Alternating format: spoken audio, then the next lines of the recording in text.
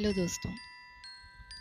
जैसा कि मेरी पिछली कहानी में आपने देखा कि शायद तक पियाली अब उस चीज़ से आगे बढ़ नहीं पाएगी, पर मैं यही कहना चाहूँगी कि जो होता है शायद तक उसके पीछे भी एक कारण होता है। अगर वो ये चीज़ें एक्सपीरियंस नहीं करती, अगर उनके गुरुजी इस बात का पता नहीं लगाते, तो शायद तक उस घर से तो वो लोग चले जाते, पर ये चीज़ कभी नहीं जान पाते आखिर वो चीज़ क्या थी।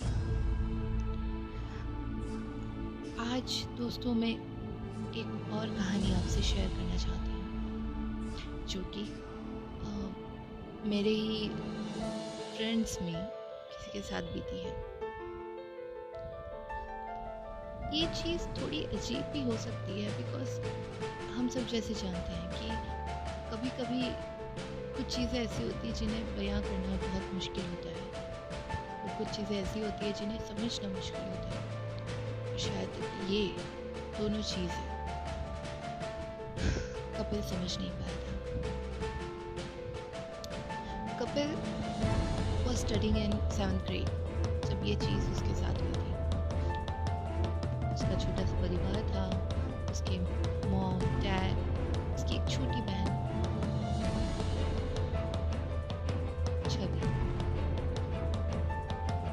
तो ये तब की बात है जब उसके पेरेंट्स किसी शादी में अटेंड होने गए थे। उन दोनों को उस समय उस घर पे अकेला रहना था, and it was the first time for them, क्योंकि छोटे थे एंड हम लोगों का भी दिमाग चलता है ना, लाइक अकेले होंगे, बहुत मस्ती करेंगे एंड ऑल दैट। तो यही चीज़ कपिल ने भी सोची थी, और ऑफकोर्सली छोटी बहन होने के नाते छवि भी यही सोच रही थी दैट भैया के साथ रुक के आज तो बहुत मस्ती करेंगे, वीडियो गेम्स खेलेंगे, मैगी खाएंगे, जो भी चीज़ें हम सोचते हैं। ऐसा मैं भी जब छोटी थी मैं ये सब चीज़ें करना बहुत प्रेफर करती थी, लाइक अकेले रहने का मौका कोई छोड़ता नहीं है, मस्ती करने का, अपना खुद का हुक्म चलाने का। सो यही चीज़ उन्होंने भी की, एंड आफ्टर दैट कुछ बात होने की वजह से उनके पेरेंट्स रात को वापस आ नहीं पाए। तो उन्होंने उन्हें कॉल करके कहा कि बच्चों आज हम आएंगे नहीं, तो अंदर से अपना जो गेट है वो लॉक कर देना। सो कपिल वॉज ओके डैड, मैं बंद कर दूंगा, सो डोंट वरी, मैं छवि का ध्यान रखूँगा। तो ये चीज़ हो ही रही थी कि अचानक एक, हम कहते हैं ना कि मतलब जो चीज़ हमने सोची नहीं होती है वो अगर अचानक हो जाए तो आपको कैसा लगेगा। सो इन बिटवीन रात की 2 या 3 बजे के बीच कपिल को अचानक से ऐसा लगा जैसे कोई छत पे दौड़ रहा है। वो अचानक से उठ गया कि इतनी रात को मीन्स एक आवाज़ इस तरीके से आना जैसे धम धम धम। He was actually very confused कि इतनी रात को उसकी छत पे कौन क्या कर रहा है। तो ही वॉज वेरी शॉक। तो ठीक है, वो आवाज़ थोड़ी देर बाद बंद हुई एंड उसको लगा शायद तक बिल्ली हो सकती है या फिर कुछ ऐसी जानवर वगैरह, क्योंकि हम जानते हैं कि रात को जानवर घूमते ही रहते हैं। सो फिर उसने सोचा शायद वही होगा, तो वो वापस से सो गया। उसने छवि को नहीं उठाया, and all of a sudden वही आवाज़ वापस आती है, और इस बार छवि भी उठ चुकी थी, एंड शी वॉज लाइक भैया ये क्या आवाज़ आ रही है। तो वो अचानक से बोला कि छवि कुछ नहीं है, हो सकता है कि ऊपर बिल्ली वगैरह दौड़ रही हो, तुम सो जाओ, ऐसा कुछ भी नहीं है। तो छवि भी अपने भाई की बात मान के कि ओके भैया ठीक है मैं सोती हूँ, एंड छवि सो जाती है। बट अब ये चीज़ हम जैसे देख सकते थे कि कपिल को जो आवाज़ पहले आई थी अब वापस से शुरू हो चुकी है, एंड अब छवि भी उस आवाज़ को सुन सकती है। तो मीन्स ये उसका वहम तो नहीं था, मीन्स ऊपर छत पे कोई तो है। बट ऑफकोर्स ये एक 7th ग्रेड के बच्चे को आप ऊपर जाके चेक करने के लिए तो नहीं सोचेंगे ना कि वो जाएगा और चेक करेगा। तो ही वॉज लाइक मैं एक बार खिड़की वगैरह चेक कर लेता हूँ, सब बंद है नहीं है, अगर कोई चोर भी हो तो वो घर के अंदर ना आ जाए। सो ही वॉज चेकिंग अराउंड और फिर बाद में उसने कहा कि चलो अब सोते हैं। जैसे ही वो सोने लगा अचानक से गेट ज़ोर ज़ोर से बजने लगे, लाइक जैसे कोई ज़ोर से बजा रहा हो गेट खोलने के लिए। एंड ही वाज लाइक ये हो क्या रहा है। And all of a sudden खिड़कियां भी अपने आप ही बजने लगी और अभी वो चेक करके गया था कि खिड़कियां एब्सोल्युटली अच्छी तरीके से बंद थी, बट उसे कुछ समझ ही नहीं आ रहा था।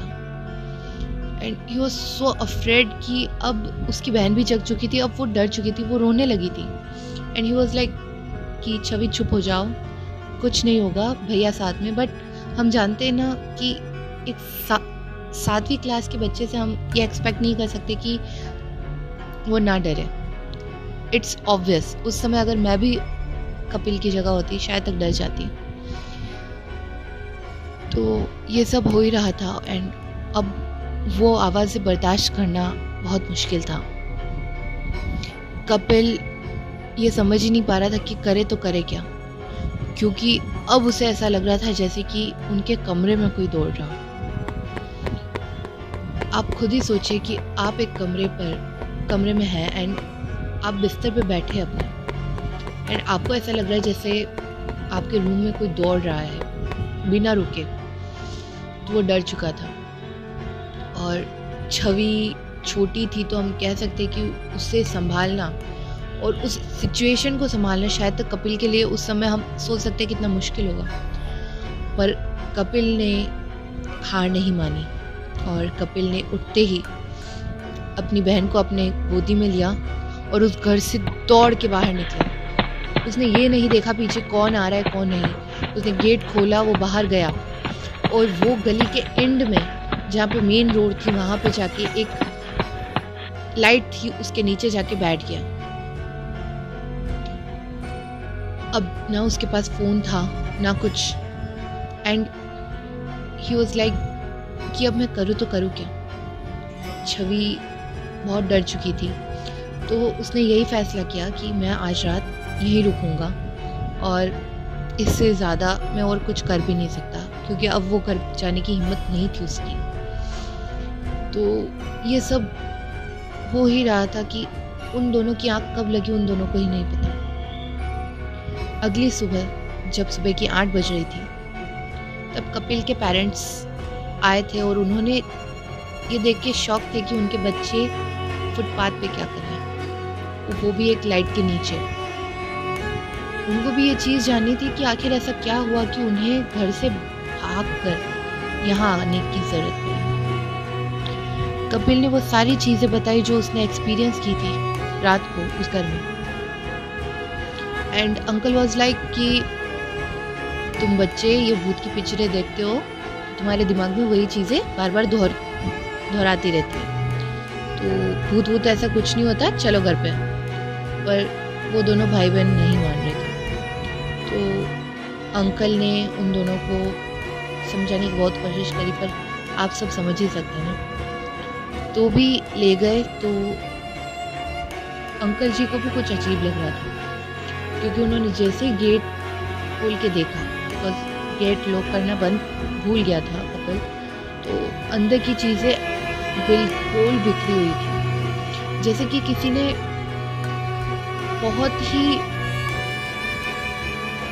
अजीब तरीके से वहाँ पे तबाही मचा रखी थी। सामान इधर उधर थे, मीन्स पूरे घर के अंदर जो सामान था वो बिखरा हुआ था, कांच के जो ग्लासेस थे वो टूटे हुए थे, एंड जो भी चीज़ें थी सब इधर की उधर हो रही थी, एंड कुछ भी समझ में नहीं आ रहा था। आफ्टर दैट अंकल जी को कुछ अजीब सा लगने लगा, जैसे कि घर में कोई मौजूद है उन चारों के अलावा भी। फिर रात हुई और वही चीज़ें वापस से दोहराने लगी। अब बच्चों ने अलग सोने से मना कर दिया और वो उसी रूम में सो रहे थे जहाँ पे उनके पेरेंट्स थे। और अंकल ने भी वो सारी आवाज़ें सुनी जो कपिल ने पिछली रात सुनी थी। वही चीज़ें होने लगी एंड अब अंकल को भी यकीन हो गया था कि कुछ तो गड़बड़ है। अंकल वॉज लाइक, ये मेरे घर में क्या हो रहा है। तो फिर बाद में अंकल ने एक बाबा को बुलाया। वो बहुत ही ज़्यादा प्रसिद्ध थे इन चीज़ों को टैकल करने के लिए, इन चीज़ों को संभालने के लिए, और उनका नाम भी बहुत था। तो अंकल ने उनसे इस चीज़ के बारे में बात की तो उन्होंने कहा, मैं तुम्हारे घर आना चाहता हूँ। अंकल और आंटी और बच्चे अब उस घर पे नहीं रुक रहे थे, बिकॉज़ बाबा जी को आने में भी 2 दिन थे और उनमें इतनी हिम्मत नहीं थी कि वो उस घर में रुके, तो वो अपने फैमिली फ्रेंड के घर पे रुके हुए थे। जैसे ही बाबा जी उस घर में आए, उस घर को देखते ही उन्हें थोड़ा सा अजीब फील हुआ, लाइक कि तुम लोग यहाँ कैसे रह रहे हो। तो अंकल जी को कुछ समझ में नहीं आया और उन्होंने कहा कि बाबा जी, इसको मैंने 2 साल पहले ही ख़रीदा था और अभी मेरा जैसे ही ट्रांसफ़र हुआ हम लोग यहीं पे शिफ्ट हो गए। तो उन्होंने कहा कि तुमने इसमें हवन वगैरह करवाया था, नहीं करवाया था? तो बोले, बाबा जी मैं अब इससे ज़्यादा तो कुछ नहीं कह सकता, पर हम डायरेक्ट ही शिफ्ट हो गए थे, हमने ऐसे कुछ पूजा पाठ एंड ऑल दैट नहीं करवाया। तो बाबा जी ने कहा ठीक है। तो बाबा जी ने अंदर जाने से पहले ही गेट के ऊपर गंगा जल छिड़का। फिर उन्होंने जैसे ही वो गंगा जल छिड़का तो गेट अचानक से खुल गए। अंकल आंटी को समझ पाते, उससे पहले ही बच्चे तो बहुत डर गए थे, उन्होंने अंदर आने के लिए ही मना कर दिया था। तो बाबा जी और अंकल इन दोनों ने सोचा अब हमें अंदर जाके कुछ करना चाहिए। तो बाबा जी अंदर जैसे ही गए तो उन्हें ऐसा लगा जैसे कि कोई घर में दौड़ रहा है और बहुत तेज़ तेज़ आवाज़ किसी के पैरों की आ रही थी, जैसे कि वो दौड़ रहा है। एंड अंकल वाज लाइक कि अब वो भी ये चीज़ नहीं समझ पा रहे थे, क्योंकि अब ये दिन का वक्त है और ऐसी चीज़ें जो रात को हो रही थी अब वो दिन में हो रही है। तो अंकल जी ने कहा कि बाबा जी मैं आपकी हेल्प करता हूँ। तो वो जैसे ही एंटर होने वाले थे अंकल जी वहीं अकड़ गए, जम से गए। मतलब उनका ना पैर आगे बढ़ पा रहा था, ना वो पैर को पीछे ले पा रहे थे। वो उस दहलीज पे, वो दरवाजे के यहाँ पे ही एक तरीके से फ्रीज हो चुके थे। बाबा जी खुद शॉक हो चुके थे कि ये हो क्या रहा है। और अचानक ही अंकल जी की आंखें सफ़ेद पड़ने लगी। अंकल जी का पूरा शरीर ऐसा लग रहा था मानो जम सा गया हो। बाबा जी ने कुछ गंगा जल उस घर में छिड़का तो कुछ अजीब सी हवा एकदम उनको क्रॉस करके जैसे गेट से निकल गई हो। उन्हें कुछ समझ में नहीं आया और उसी समय अंकल जी गिर पड़े गेट के बाहर ही। फिर बाबा जी ने आगे कुछ ना करते हुए अंकल जी को हॉस्पिटल ले गए।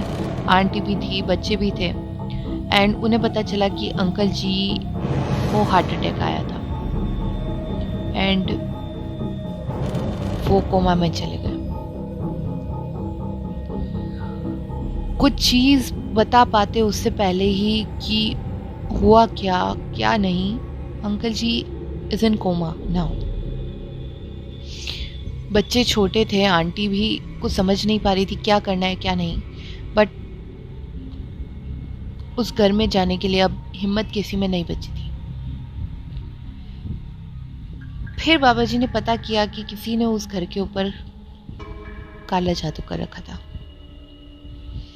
जो भी उस घर में आता उसके साथ ऐसी चीज़ होना लाजमी था, क्योंकि अगर उस घर के तैयार ही किसी को परेशान करने के लिए तैयार किया गया हो तो। अब कपिल और छवि बड़े हो चुके हैं, अंकल अब नॉर्मल हो चुके, बट उस हादसे के बाद अंकल जी की हालत में इतना सुधार नहीं आया। पर दुर्घटना से देर भली, अंकल जी अब सही सलामत हैं, अपने फैमिली के साथ रहते हैं और अब वो यहाँ से शिफ्ट हो चुके हैं। पता नहीं लोगों को ऐसी चीज़ें करने में क्या मज़ा आता है, किसी को परेशान करना, किसी की लाइफ में इस तरीके से घुसना कि आप उनकी लाइफ के साथ खिलवाड़ करें। किसी की तरक्की देखकर शायद तक ऐसी चीज़ें होती हैं। तो मैं यही कहूँगी, अगर आप किसी नए घर में शिफ्ट हो रहे हों तो प्लीज़ उस घर के बारे में जानकारी पहले ले लीजिए। यू नेवर नो, आपका कोई दुश्मन उस घर को एक हॉरर हाउस में बदल चुका हो। मैं थी आपकी होस्ट और दोस्त प्रियंका शुमाली। ऐसी ही ट्रू स्टोरी के लिए मेरे साथ बने रहिए। इन अनसुनी कहानियाँ और सुना है।